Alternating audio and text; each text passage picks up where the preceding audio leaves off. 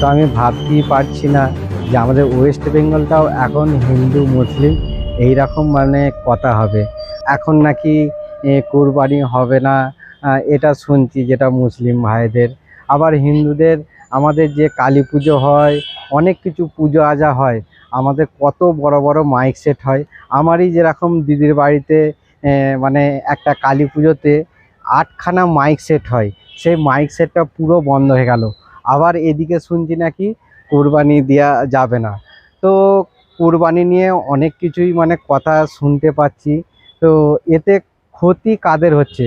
তো অনেক আমাদের আমিও একজন হিন্দু, অনেক হিন্দু ভাইদের ক্ষতি হচ্ছে। কত টাকা দিয়ে গরু কিনে রেখেছিল, তারা বিক্রি করতে পারছে না, তারা বলছে আত্মহত্যা করব।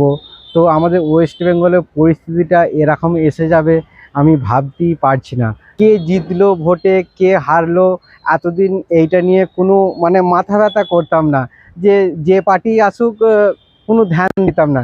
কিন্তু এখন দেখতে পাচ্ছি যে মানে কে ভালো কে মন্দ সেটা এখন বুঝতে পারছি।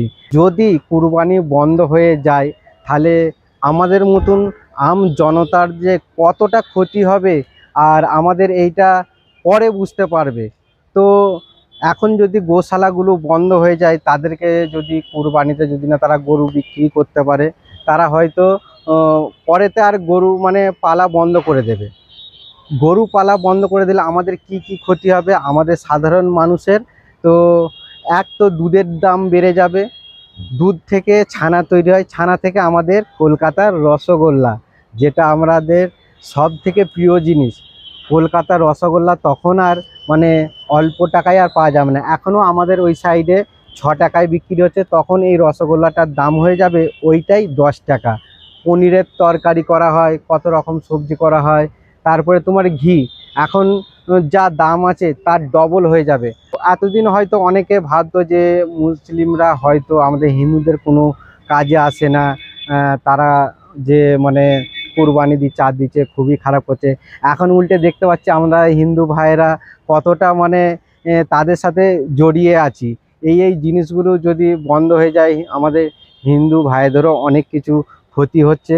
তো এক পক্ষে দেখতে গেলে ওয়েস্ট বেঙ্গলটা এতদিন মানে শান্তিতে কাটিয়েছি জ্ঞান হওয়ার পর থেকে।